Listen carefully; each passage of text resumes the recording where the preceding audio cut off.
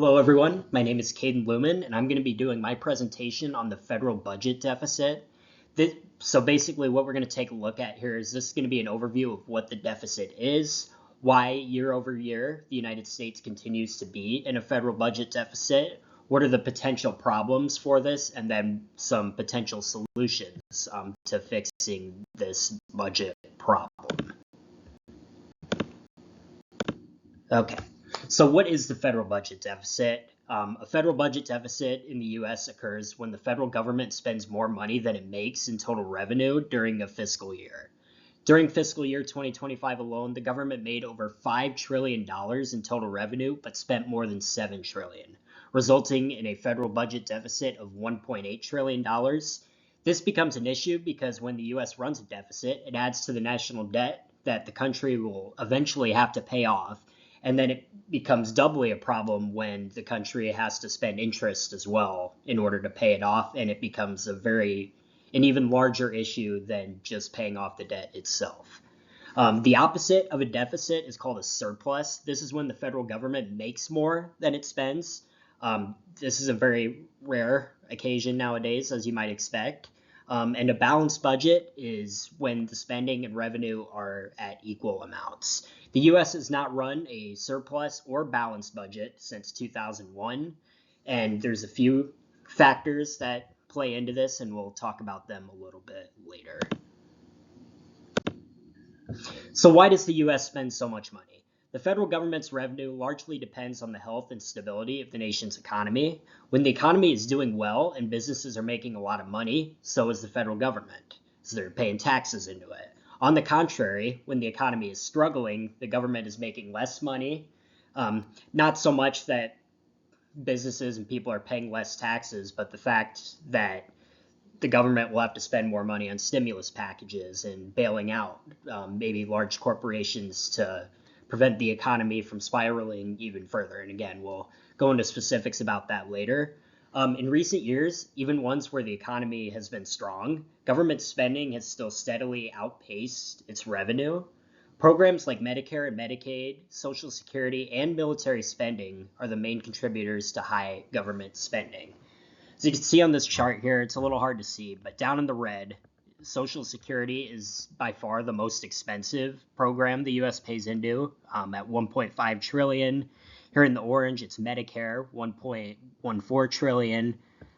This is the interest that they pay per year. This is at $952 billion. Let's see, non-defense discretionary spending, that runs at about $989 billion. Defense spending in the blue, $859 billion. And then there's others, and then Medicaid would be at $656 billion. Okay, presidential administrations and budgets. Although the president does not create the federal budget, that would be the job of Congress, they do sign the bills where the budgets get passed by both chambers and may have influence over spending based on their party's control and the party's willingness to push their agenda, or through the power of the bully pulpit, where, again, it's kind of the same thing. They use their influence to just influence the budget. Balancing the budget is typically a conservative or a Republican position. Since 1980, however, all 4 Republican presidents increased the federal deficit throughout the length of their terms, while the 4 Democratic presidents all decreased the federal deficit. There is nuance to this, however, as foreign conflicts and unexpected events often derail a president's campaign promises, causing them to spend more money. Some examples of this that are very popular are Ronald Reagan in the Cold War during the 80s, George W. Bush in 9/11, which then resulted in wars with Iraq and Afghanistan, and then Trump in the COVID-19 pandemic, where he signed a bill to give, I don't know if it was in the trillions or billions, but it was a very large stimulus package sent to citizens. On the flip side, however, Obama had to deal with the Great Recession and signed the American Recovery and Reinvestment Act in 2009, which was a stimulus package to create new jobs, save existing ones, and bail out large corporations, which cost $831 billion. Yet, by the time Obama finished his 8 years in office, he was able to decrease the deficit by 53% in total. Specific presidential budget information. All of these figures are, by the way, are over the course of a president's term, so either 4 or 8 years in office. And then for President Donald Trump's numbers, his would only cover the first term, as his second one obviously has not ended yet. So Ronald Reagan, during his 8 years in office, had a 94% deficit increase. George H.W. Bush, a 67% increase in 4 years. Bill Clinton, 150% decrease. Bill Clinton seemed to be the last president that really emphasized balancing the budget and paying off the national debt. That really hasn't become much of a prominent political issue anymore in today's age. George W. Bush had to deal with 9/11, many wars. There was also the War on Terror. There was the No Child Left Behind Act, putting funding into education. So by the time his presidency ended, there was a 1,204% increase in federal deficit spending. Barack Obama, like we mentioned earlier, a 53% decrease in deficit spending, despite him having to deal with the Great Recession. Donald Trump, COVID-19, 317% increase, as well as increased military spending, which I anticipate will bleed into his second term as well, as we're at war right now. And then President Joe Biden, 59% decrease in his first 2 years, and then the deficit actually rose his next two, but I wasn't able to find exact calculations and exact numbers for how much it rose during his last 2 years, but I found a couple sources that said they did. Who in Congress actually wants to lower the deficit? Like I mentioned before, this is not a very popular issue that politicians, especially presidents, but even Congress people as well, do not run on paying off the national debt and balancing the budget because they're not very appealing issues to voters. Ultimately, neither party is committed or has a platform to lower the budget deficit. Democrats universally support funding for Medicare, Medicaid, and Social Security. And although, like I mentioned before, the Democratic presidents under their administrations, the deficit actually lowered, they're still, I think, more willing to spend, and they won't be willing to compromise cutting spending for Medicare, Medicaid, and Social Security.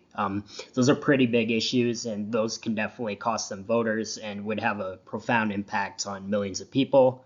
Republicans typically support higher defense spending than Democrats, and wanting to cut Social Security, Medicare, and Medicaid, although some do and some aren't outspoken in their support for that, it's not really a mainstream position in the party, especially on their voters' side. I don't think it would be a wise thing for them to do that. Legislators that do support balancing the budget are Representative Thomas Massie and then Senator Rand Paul. These are both Republicans from Kentucky, funny enough, but they kind of lean more towards the libertarian side. And they're willing to vote against their party. In fact, Massie regularly votes against his party in bills where spending is too large, even if it's supported by the Republican Party themselves, which is a rarity when discussing polarization in today's political age. So what will happen if the U.S. continues to spend more than it makes? The national debt will continue to grow, meaning the U.S. will have to pay off an insurmountable amount of money it has borrowed. High debt also leads to higher interest costs, which will increase the deficit even more, creating even more borrowing and a vicious cycle that will be difficult to stop. Also, high debt is associated with reduced economic growth and productivity, which can be catastrophic to the economy.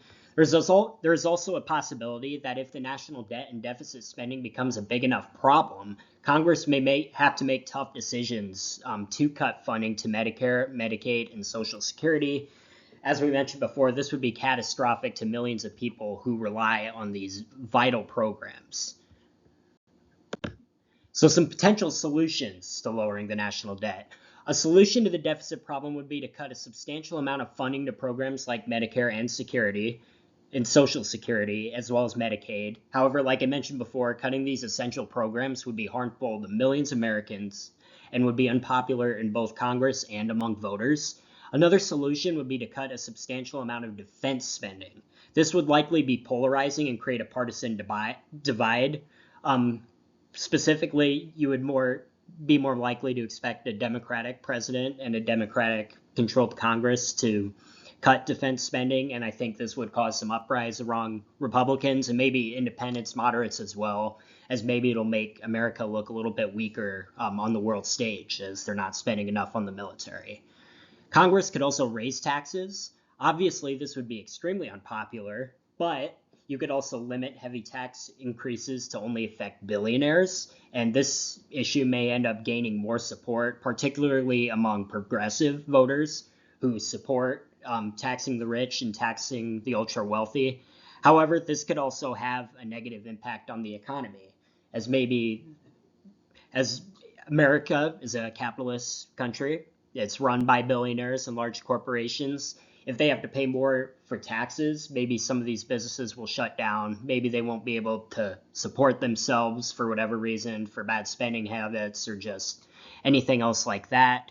If it were up to me, I would choose to implement a tax increase on the ultra wealthy. Maybe not a large one that wouldn't be detrimental to the nation's economy, and then make targeted spending cuts, particularly to the defense when there are no ongoing major conflicts or wars that the U.S. is currently involved in.